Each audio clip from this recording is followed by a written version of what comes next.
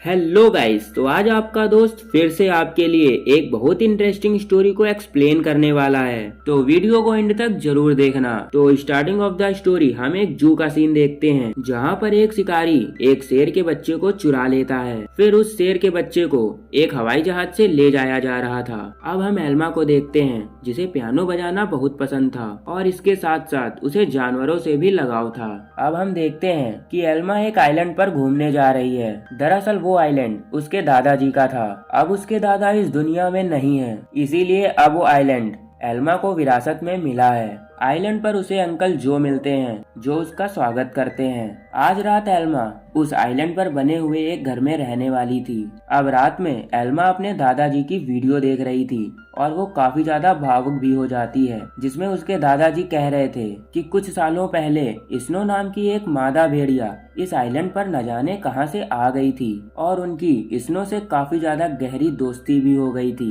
फिर दादाजी एल्मा से भी कहते हैं कि वो भी स्नो को ढूंढकर उससे दोस्ती कर ले। अब जिस प्लेन से उस शेर के बच्चे को ले जाया जा रहा था, उसमें कुछ खराबी हो जाती है और वो उसी आइलैंड पर क्रैश हो जाता है। अब सीन शिफ्ट होता है अगले दिन। अब हम चार्ल्स और एली को देखते हैं, जो स्नो को कैद करने के लिए जाल बिछा देते हैं। असल में उनके पास एक जू है, जिसमें वो सिर्फ भेड़ियों को ही रखते हैं और अब इसीलिए उन्हें अब स्नो भी चाहिए थी। अब स्नो उस जाल में फंस जाती है, लेकिन कैसे भी करके वो चार्ल्स और एली के आने से पहले ही उस जाल को काट कर वहाँ से भाग जाती है। अब स्नो की मुलाकात एल्मा से होती है। यहाँ पर एल्मा स्नो से डर रही थी, लेकिन वो अपने दादा की बातों को याद करती है। फिर वो स्नो के पास जाती है। अब एल्मा प्लेन क्रैश वाली जगह पर जाती है। यहाँ पर प्लेन क्रैश होने की वजह से वो शेर का बच्चा एक पक्षी के घोंसले में आकर गिर जाता है। फिर वो पक्षी उसे धक्का दे देता है। उसके बाद वो शेर का बच्चा सीधे एल्मा की गोद में आकर गिरता है। अब एल्मा शेर के बच्चे को घर ले आती है और स्नो भी अपने बच्चे के साथ वहाँ पर आ जाती है। यहाँ पर एल्मा तीन छोटे जानवरों को अपने घर में देखकर काफी ज्यादा खुश थी, लेकिन अंकल जो एल्मा से कहते हैं कि इन खतरनाक जंगली जानवरों को घर में रखना ठीक नहीं है, तुम्हें इन्हें जू वालों को दे देना चाहिए। अगले दिन एनिमल कंट्रोल वाले लोग शेर के बच्चे को ढूंढने के लिए उस आइलैंड पर आते हैं। फिर वो लोग एल्मा से पूछताछ करते हैं, लेकिन एल्मा को पता था कि जू वाले जानवरों के साथ कैसा बर्ताव करते हैं, इसलिए वो झूठ कह देती है कि उसके पास कोई शेर का बच्चा नहीं है। फिर एल्मा घर आती है, जहाँ पर वो देखती है कि स्नो अपने बच्चे के साथ साथ उस शेर के बच्चे को भी दूध पिला रही थी और ये देखकर एल्मा खुश हो जाती है, क्योंकि स्नो दोनों बच्चों का सही ख्याल रख रही थी। अब धीरे धीरे टाइम बीतता है और स्नो का बच्चा भी बड़ा होने लगा था। यहाँ पर एल्मा स्नो के बच्चे का नाम जैक और शेर के बच्चे का नाम ड्रीमर रखती है। अब एक दिन एल्मा अपनी पियानो क्लास के लिए चली जाती है।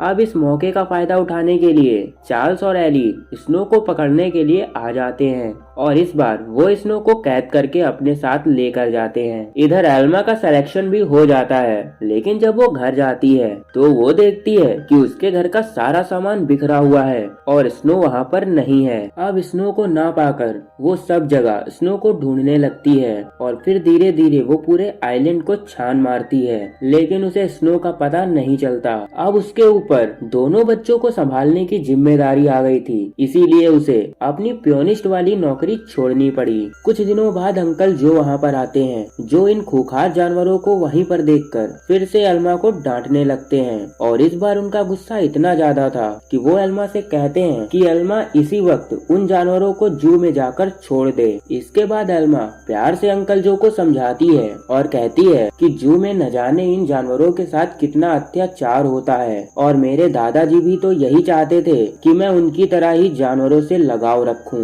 अब अंकल जो भी उसकी बातों में आ जाते हैं और सिंपैथी दिखाते हुए उन जानवरों को यहाँ रहने की परमिशन दे देते हैं। अब धीरे धीरे एक साल बीत जाता है। अब जैक और ड्रीमर भी बड़े हो चुके थे। अंकल जो उन जानवरों के लिए शहर से मांस लाया करते थे, लेकिन उनके नजदीक जाने में उनकी फटती थी। एक दिन एक माँ और बेटी उस आइलैंड पर घूमने के लिए आती है और तभी जैक उन्हें देखकर उनके पास जाने लगता है। अब ये देखकर एल्मा जैक को रोकने के लिए भागती है, लेकिन एक पत्थर से उसका पैर टकरा जाता है और वो सर के बल गिर जाती है और फिर वो बेहोश भी हो जाती है। ये देखकर वो माँ बेटी फिर से कश्ती में बैठकर वापस चली जाती हैं। यहाँ पर जैक और ड्रीमर एल्मा के पास आते हैं और उसे उठाने की पूरी कोशिश करते हैं, लेकिन एल्मा में कोई मूवमेंट नहीं हो रहा था। ये देखकर जैक मदद के लिए जोर जोर से चिल्लाने लगता है। अब घंटों तक उनके प्रयास करने पर भी वहाँ पर कोई नहीं आता।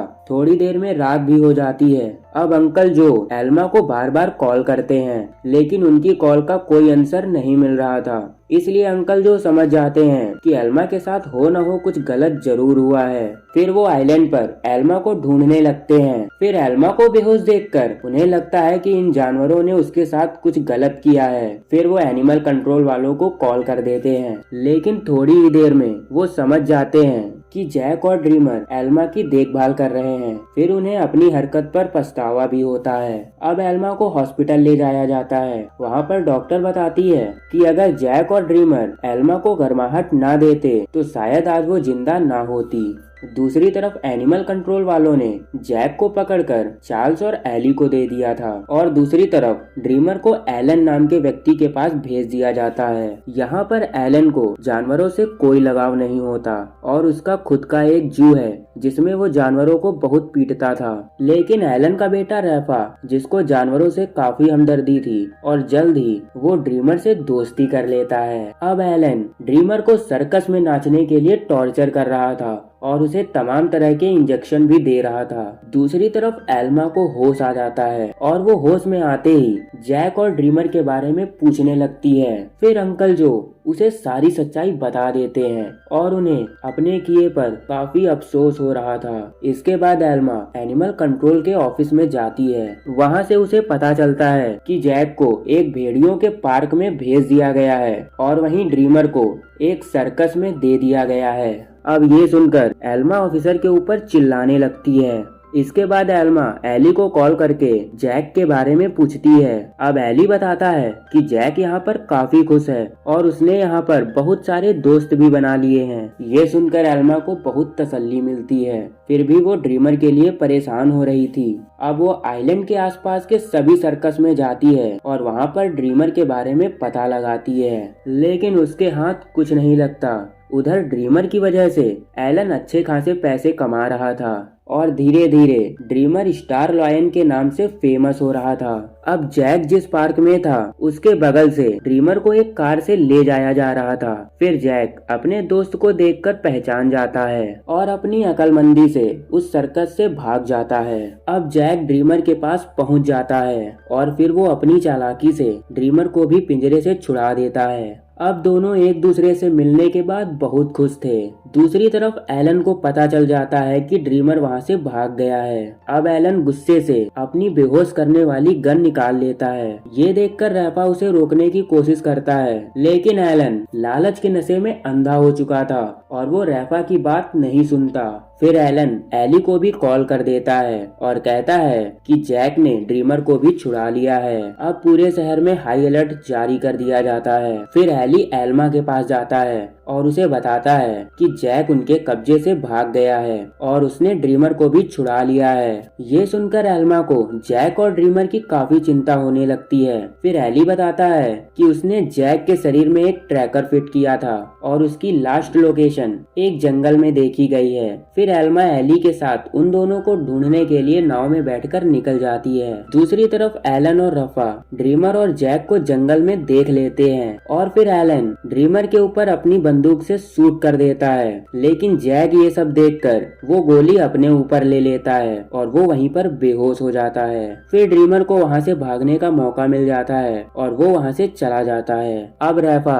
जैक के ऊपर से वो ट्रैकर हटा देता है और उसे एक दवाई देता है जिससे वो जल्द ही होश में आ जाएगा। फिर बाप बेटे एक बार में जाते हैं। इसके बाद एली और एल्मा भी उस ट्रैकर की मदद से रफा के पास आ जाते हैं। फिर एलन उनसे बताता है कि उसके पास कोई ट्रैकर नहीं है। अब ये सुनकर एली और एलन बाहर चले जाते हैं। फिर रेफा टॉयलेट का बहाना करके बाहर एलन से मिलने जाता है और फिर वो उन्हें जंगल में लेके जाता है, जहाँ पर उन्हें ड्रीमर मिल जाता है। फिर ड्रीमर उन लोगों को एक झोपड़ी के पास लेकर जाता है और उसी झोपड़ी के अंदर जैक भी था, जो आराम कर रहा था, जिसे होश आ चुका था। अब वहाँ पर एलन को पुलिस के आने का पता चल जाता है। फिर वो दोनों जानवरों को एक खुफिया रास्ते से भगा देती है। अब आइलैंड तक पहुँचने के लिए उन्हें बस एक नदी पार करनी थी, लेकिन तभी वहाँ पर बहुत सारे कमांडोस आ जाते हैं। अब जैक तैरकर नदी को पार करने लगता है, लेकिन ड्रीमर को पानी से डर लगता था, इसलिए वो जंगल की तरफ मुड़ जाता है। अब एलन और जैक पानी में तैरकर उस तरफ जा रहे थे, लेकिन वो गोलियों के चलने की आवाज सुनते हैं और उन्हें लगता है कि ड्रीमर अब इस दुनिया को छोड़कर जा चुका है। अब आइलैंड पर पहुंचकर एल्मा काफी ज्यादा दुखी हो जाती है और रोने लगती है, लेकिन हैरानी की बात ये थी कि वहाँ पर अचानक से ड्रीमर भी आ जाता है। अब उसे जिंदा देखकर सभी खुशी से झूमने लगते हैं। असल में वो पुलिस वालों को भटका रहा था कि जैक और एल्मा आराम से नदी को पार कर लें। अब एल्मा उन जानवरों के साथ फिर से उसी आइलैंड पर खुशी खुशी रहने लगती है। तो क्या आपने भी कभी किसी जानवर को पाला है और क्या आप भी उनसे बहुत प्यार करते हैं? कमेंट में जरूर बताना। और इसी के साथ इस मूवी का दी एंड हो जाता है और चैनल को जरूर सब्सक्राइब कर दीजिएगा। For more videos please visit my channel.